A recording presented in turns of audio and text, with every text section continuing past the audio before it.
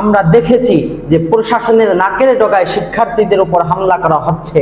যাদের হাতে বন্দুক, যাদের হাতে ক্রিচ, যাদের হাতে অস্ত্র, প্রশাসন দেখা সত্ত্বেও তাদেরকে আটক করছে না, গ্রেফতার করছে না। অথচ এই যে শিক্ষাঙ্গনে সন্ত্রাসী কার্যক্রম পরিচালিত হচ্ছে, এর বিরুদ্ধে কোনো হুজুর, কোনো মোল্লা মৌলবী যদি প্রতিবাদ করে, ওই প্রতিবাদীকে দেখা গিয়েছে যে জেলখানায় আটক করতে, গ্রেফতার করতে তাদের 1 ঘন্টাও সময় লাগে না। এমন তো কখনো দেখা যায়নি যে শিক্ষাঙ্গন থেকে শিক্ষার্থীরা বই হাতে পড়তে পড়তে বের হয়েছে। বরঞ্চ এর উল্টোটা দেখা গিয়েছে শিক্ষাঙ্গন থেকে শিক্ষার্থীরা বইয়ের পরিবর্তে ক্রিচ হাতে, অস্ত্র হাতে, তরবারি হাতে, বন্দুক হাতে শিক্ষাঙ্গন থেকে বের হয়েছে। প্রশাসনের নাকের ডগায় সন্ত্রাসী করতে দেখা গিয়েছে। মনে রাখবেন, শিক্ষাঙ্গনে শিক্ষা আর সন্ত্রাসী একসাথে কখনো চলতে পারে না। হয়তো শিক্ষা চলবে, না হয় যারা শিক্ষাঙ্গনে সাধারণ শিক্ষার্থীদেরকে আতঙ্কের মধ্যে ফেলবে, যারা শিক্ষাঙ্গনে সন্ত্রাসী করবে, ওদেরকে দ্রুত আইনের আওতায় নিয়ে আসতে হবে।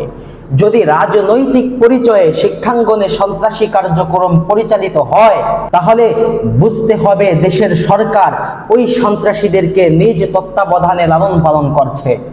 এটাও তো কখনো দেখা যায়নি যে শিক্ষাঙ্গনে প্রতি সপ্তাহে সপ্তাহে শিক্ষামূলক সেমিনারের আয়োজন করা হয়েছে। বরং এমনটি দেখা গিয়েছে যে শিক্ষাঙ্গনের ভিতরে, হলের ভিতরে মদের আসর বসেছে, জুয়ার আসর বসেছে। তাহলে আপনারা আপনাদের সন্তানদেরকে শিক্ষাঙ্গনে দেন শিক্ষা অর্জন করার জন্য, আর আপনাদের সন্তানেরা শিক্ষাঙ্গনে গিয়ে সন্ত্রাসী কার্যক্রম পরিচালনা করে। আমরা দেখেছি যে 24 পরবর্তী বাংলাদেশে ছাত্রদল, ছাত্র শিবির, অন্য সকল শিক্ষার্থীরা অঙ্গীকার করেছিল যে আমরা সাধারণ শিক্ষার্থীদেরকে নিরাপত্তা দিব। এখন দেখা গিয়েছে যারা এই অঙ্গীকার করেছিল, ছাত্রদল, ছাত্র শিবির, এই দুইটি বড় সংগঠনের শিক্ষার্থীরাই সন্ত্রাসী কার্যক্রমের মধ্যে লিপ্ত হয়েছে।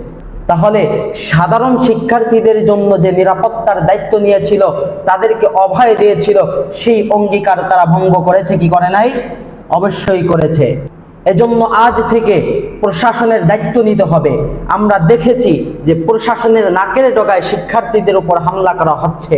যাদের হাতে বন্দুক, যাদের হাতে ক্রিচ, যাদের হাতে অস্ত্র, প্রশাসন দেখা সত্ত্বেও তাদেরকে আটক করছে না, গ্রেফতার করছে না। অথচ এই যে শিক্ষাঙ্গনে সন্ত্রাসী কার্যক্রম পরিচালিত হচ্ছে, এর বিরুদ্ধে কোনো হুজুর, কোনো মোল্লা মৌলবী যদি প্রতিবাদ করে, ওই প্রতিবাদীকে দেখা গিয়েছে যে জেলখানায় আটক করতে, গ্রেফতার করতে তাদের 1 ঘন্টাও সময় লাগে না। তাহলে প্রশাসনের যেটা করা উচিত ছিল সেটা তারা করে না, কিন্তু সন্ত্রাসী কার্যক্রমের বিরুদ্ধে যারা প্রতিবাদ করতেছে তাদেরকে জঙ্গি ট্যাগ লাগিয়ে জেলখানায় দিনকে দিন, মাসকে মাস, বছরকে বছর আটক করে রাখা হচ্ছে। এটা এদেশের সাধারণ শিক্ষার্থীদের জন্য একটা হুমকি হয়ে দাঁড়িয়েছে। মানুষ এখন প্রতিবাদ করতে পারছে না। কেন? প্রতিবাদ করলেই তাদেরকে যেতে হচ্ছে জেলে, প্রতিবাদ করলেই তাদের উপর দেওয়া হচ্ছে মামলা। 24 পরবর্তী বাংলাদেশে ফেসিবাদের নিয়ম চর্চা করা এটা কিছুতেই কাম্য ছিল না, যা আমরা এখনো পর্যন্ত দেখে আসছি।